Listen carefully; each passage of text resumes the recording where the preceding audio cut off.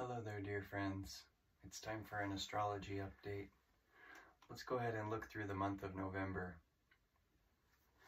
Today is October 31st, and the moon is in Taurus towards the end. And tomorrow, November 1st, the moon will move into Gemini and is not aspected by anything, so I'm going to go ahead and move on to November 2nd.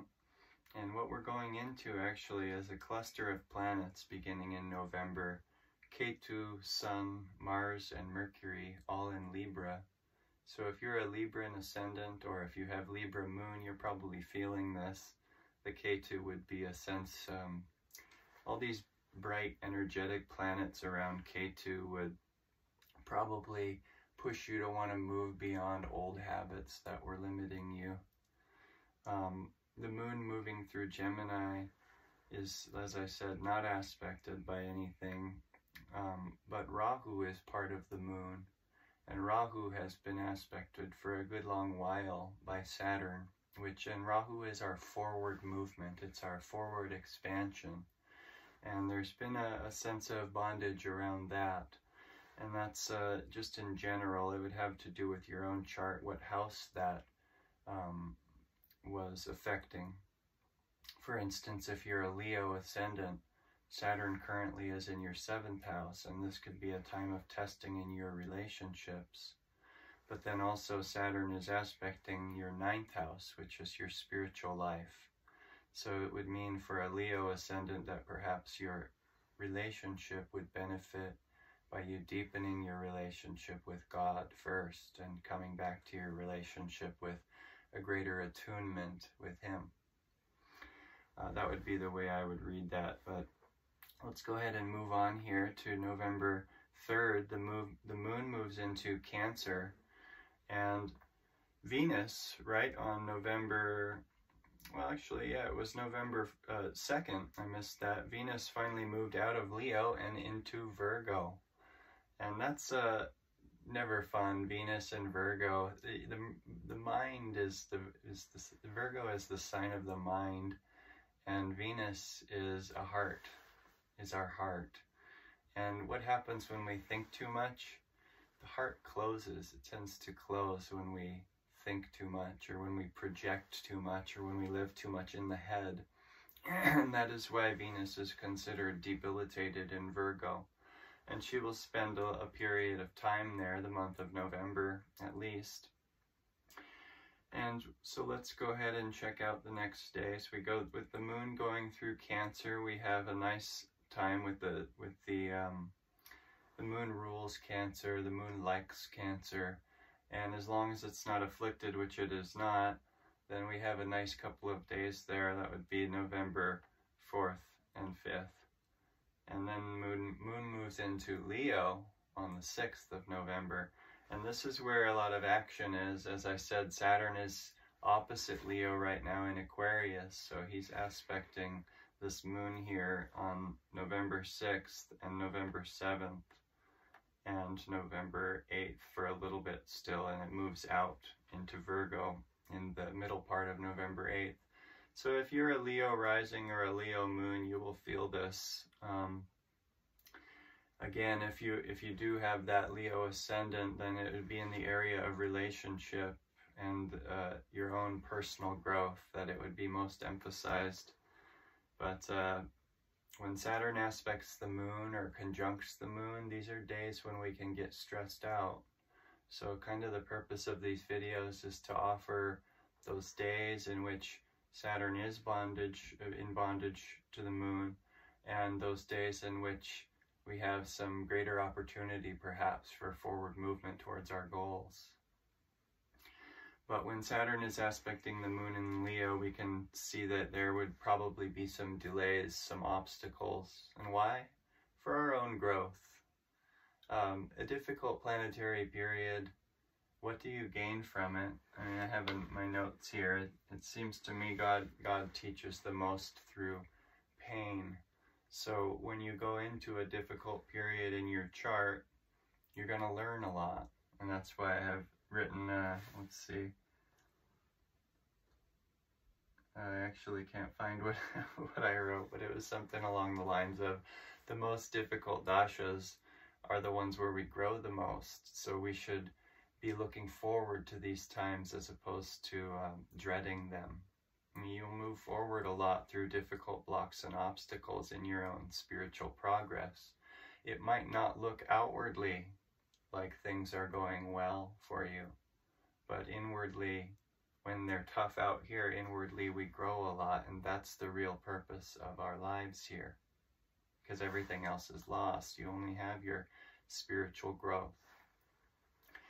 So on November 8th, the moon will move down into Virgo with Venus.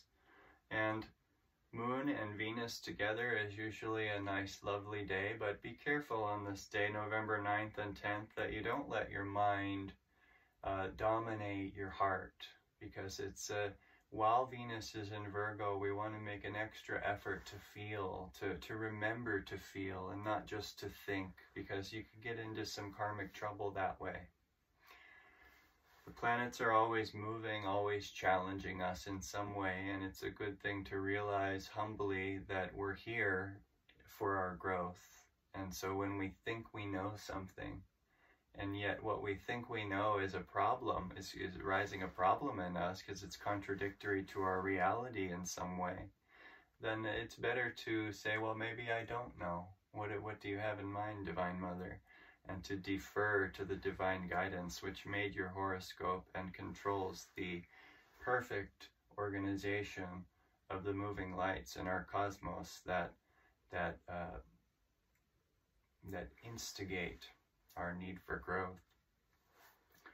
So then the moon on November 11th will move into the sun's position, which is a new moon. We will have the new moon on November 12th, but the moon will be in the same sign as the sun, Mars, and Ketu. So for Librans or Aries, this could bring some energy of delay or slowing down of what you'd like to see in your life again. But if this happens, if you feel like a lot of energy to want to do something, but you just can't do it yet, then this is about your spiritual preparation for that time when it is an auspicious time to move forward with that goal. And perhaps it's time to pray and get in tune with Divine Mother in a deeper inward way before you move energy outward. It's never good to start anything on a new moon. It won't be fruitful, because the ego is the moon, and the ego is the tool you use in this creation to make changes, to move energy. And if the moon is new, then our inspiration, opportunity, and motivation may all be in some ways hidden, because the moon itself is hidden. Unless you're a really good meditator and can reach the sun and open the light here and offer yourself into that light, then your moon will not be affected. You'll be inspired by the natural, ever-living divinity within you, which is the sun. It does not fluctuate in its light capacity. But for that, you need yogic training and a deep meditation practice. So that's why it's still important to know that the moon is new on the 11th, the 12th, and just around that time. It will be on the 12th, but when the moon is in the same sign as the sun, we can't really expect very fruitful results from the things that we try to accomplish.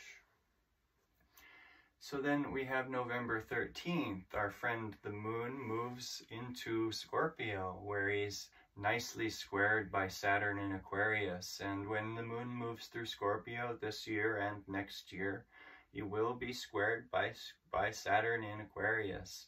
So Saturn in Aquarius is the need to realize the truth.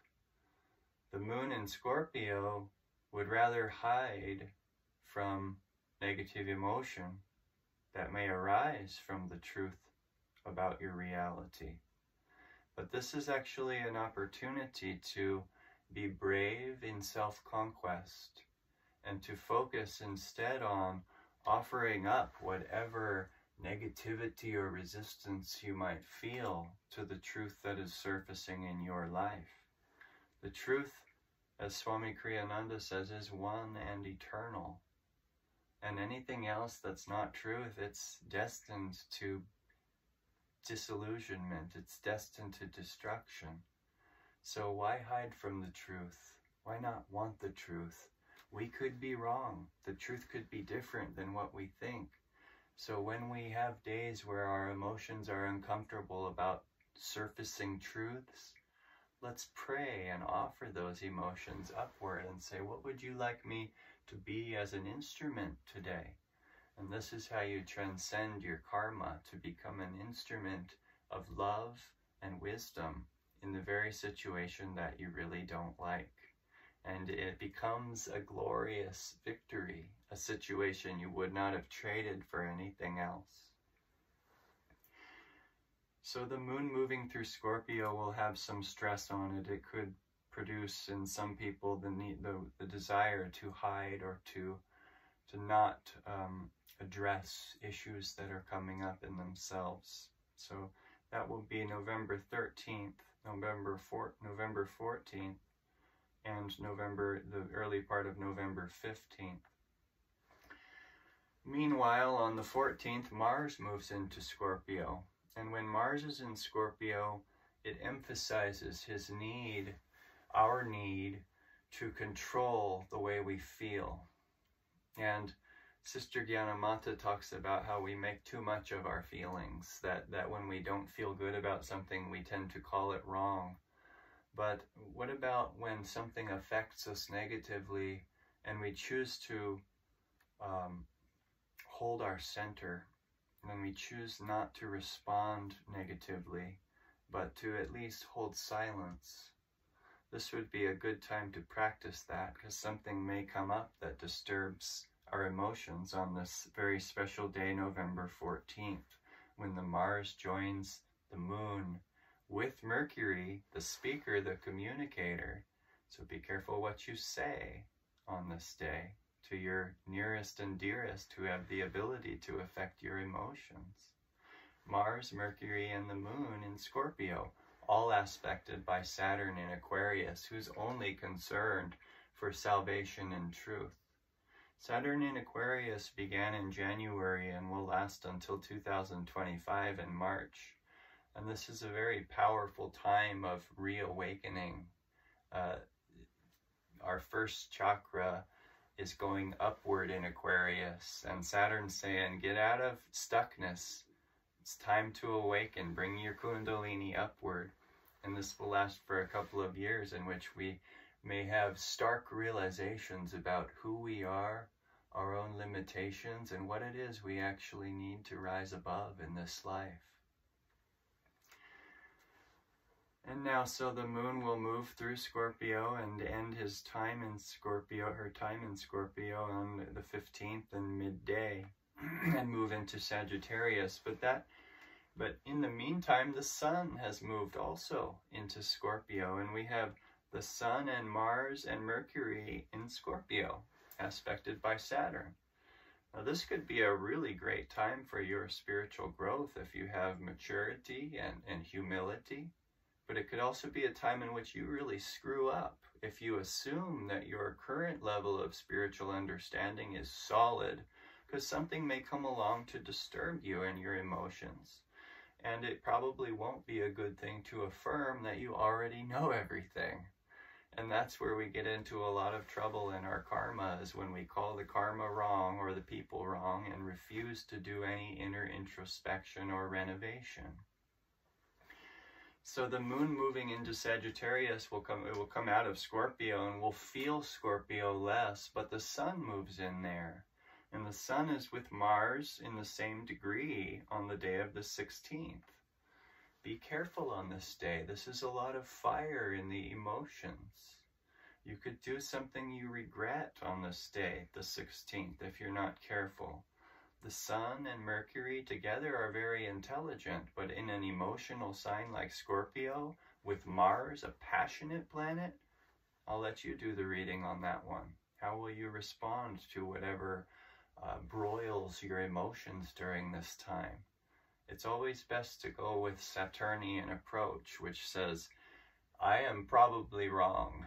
I have a lot to learn. Let me release my deepest fears of uncovering that I'm not a perfect human being, and ask God, my Divine Mother, to help me change. This is the way to grace and good fortune.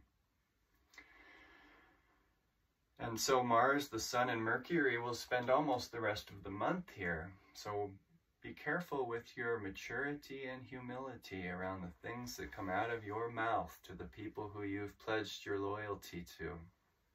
I know all about this. I've destroyed in my own life valuable relationships of trust due to my own inability to control what I said out of my negative emotion. And you will do this too if you're not humble and asking Divine Mother or Heavenly Father to help you manage your life when trouble comes up, which it will on November 16th, and probably also will linger on for a while and seem like it's going to last for a long time. But probably when this party ends in Scorpio, you'll feel some closure around what you've been through, and hopefully you didn't do anything to harm the people you love the most during this period. And moving on to the 18th, we have the moon now moving into Capricorn, getting a little bit of light back, which is good. Now we're at the point where you can use the ego. It has some light on it, and our objectives and goals may be more blessed, they may have more help behind them and grace behind them at this point as the moon grows in its light capacity.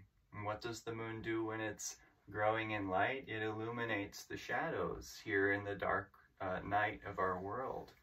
So as you grow in your own potential to reflect God's intelligence into this world, you too will illuminate the darkness of other nights, of other people's dark nights. So the moon in Capricorn is very strong also. This would be a good day to begin something, November 18th. And there's other elements here going on, like that Venus in Virgo. You need to remember to keep that open and not think too much. It's still in Virgo here at 18 degrees. But the moon in Capricorn is awesome for accomplishing goals. So if you want to start something on the 18th or the 19th, that would be a good couple of days out of the month to do that. And then on the 20th, we have the moon joining Saturn in Aquarius. And these are the classic days of the month when the moon actually conjuncts Saturn, in which we will experience egoic blockage. Anything that your ego really wants, you probably won't get on these days. Anything that you think you're entitled to by right, by all that you've done in your memory mind of what you've accomplished, it'll probably be blocked and unfair on this day. Life does this, doesn't it? And it usually happens when the moon is conjunct Saturn. And what does it do for us on our soul level? It helps us to see that the ego will never secure this reality. It will always feel a sense of slipping through the fingers of those things it desperately wants and needs, until it realizes that the moon is not what we're here to fulfill. It's the sun. You are the sunlight. You are not the reflection of God. You are God. You're a piece of Him. And as you realize this, your own power begins to move through you in inspiration, and that your own dharma can then be accomplished. But on days when the moon is with Saturn, we need extra self-discipline, regular surrender throughout the day. And in India, they do a Saturnian mantra often on days in which Saturn dominates, Saturday certainly. And so the moon will continue with Saturn for a couple of days. That will be November 20th, November 21st, and the latter part of November 19th. So the last part of 19th, 20th, and 21st, the moon will be with Saturn. So be careful on these days. As my teacher Drupada says, stay alert during these times in which your chart is afflicted. And these are good things that you're being changed. It will be worth it to stay in the cockpit. Do not eject. And then the moon, just on this same day, on November 21st, the planet Rahu and Ketu shift. And this is very significant, the 21st of November. Because these planets only move every year and a half, it's a big change in our psychology. And Rahu and Ketu will remain now at Rahu in Pisces and Ketu in Virgo for about a year and a half. They spend 18 months in their signs. So they've been in Aries and Libra, and now they're in Pisces and Virgo. It's quite different, and I may do another video, since we have a year and a half, on what this actual shift of Rahu Ketu might mean. But on this day, the 21st, if you feel a shift psychologically, this is natural. This is part of your karmic unfoldment, and it has to do with your karma and the planets in their karmic cycle. And we're coming into a new season of psychological unveiling and purification. So what is our psychology? It's our past, and it's our projections of future. Our memories of past are projections of future. Ketu is past, Rahu is future. And when these move signs in our basic horoscope, it will begin to change our psychology in a new area of life. And we would need to look at what your ascendant was and where your Rahu, Ketu, and Moon were located in order to correctly diagnose that. So the Moon leaves Saturn on the 22nd, but joins this newly founded Rahu in Pisces. And so the Moon will feel this Rahu right away on the 22nd.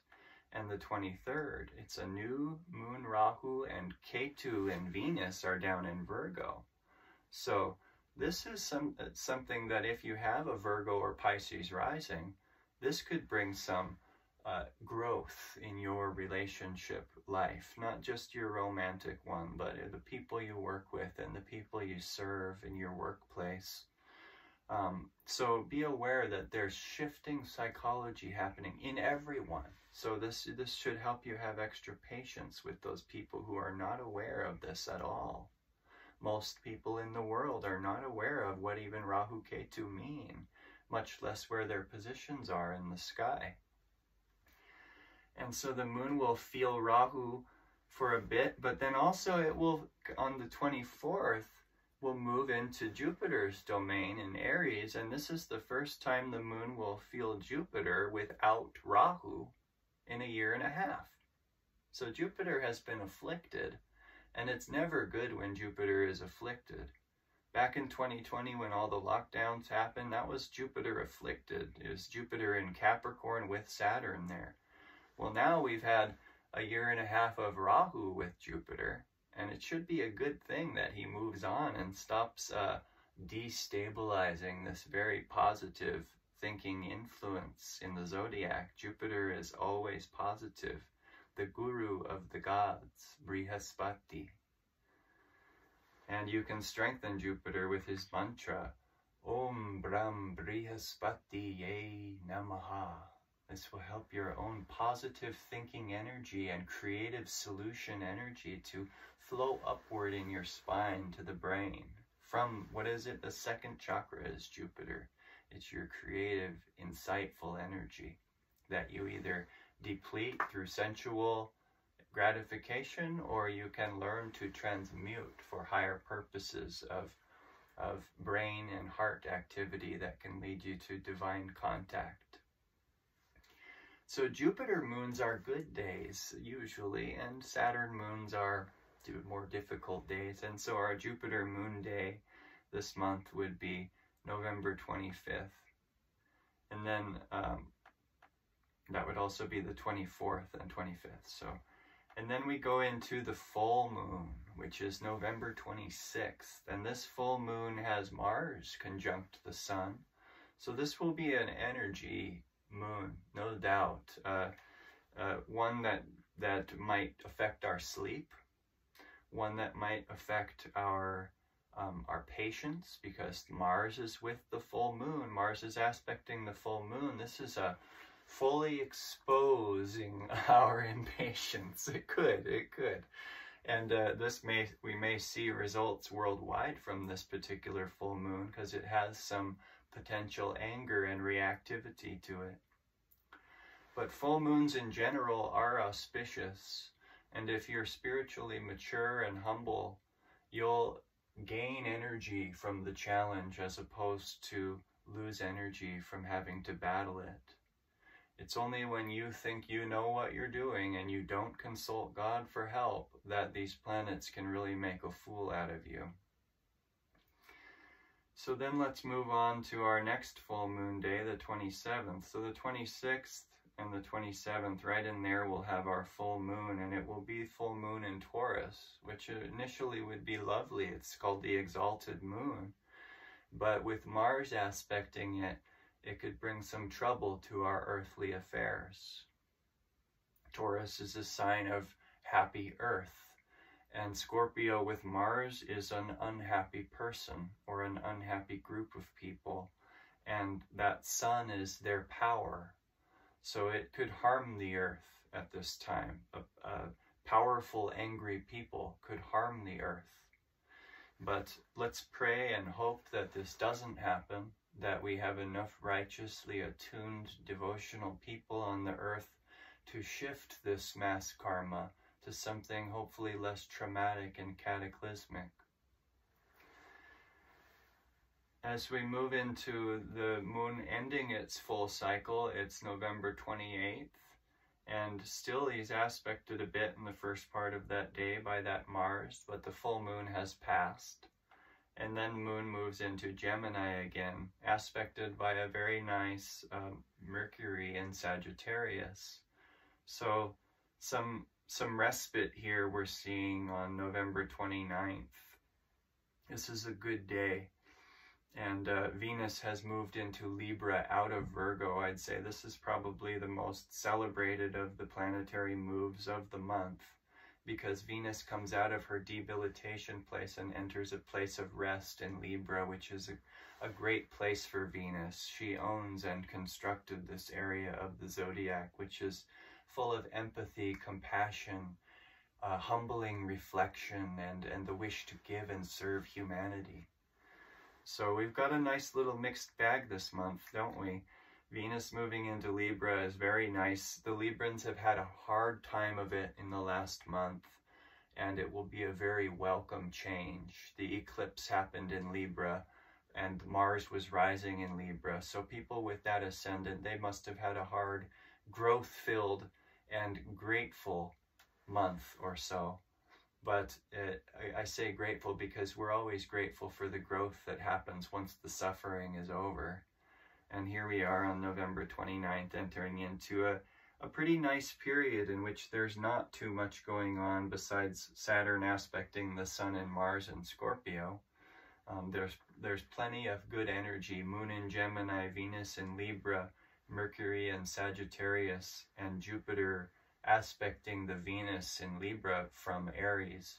So I apologize if that was a mouthful of astro speak that you could not read or hear, but November 29th, things seem to be improving astrologically, and that will go on for the rest of November until the moon enters Cancer again on December 1st, and I will do a session for December also next month.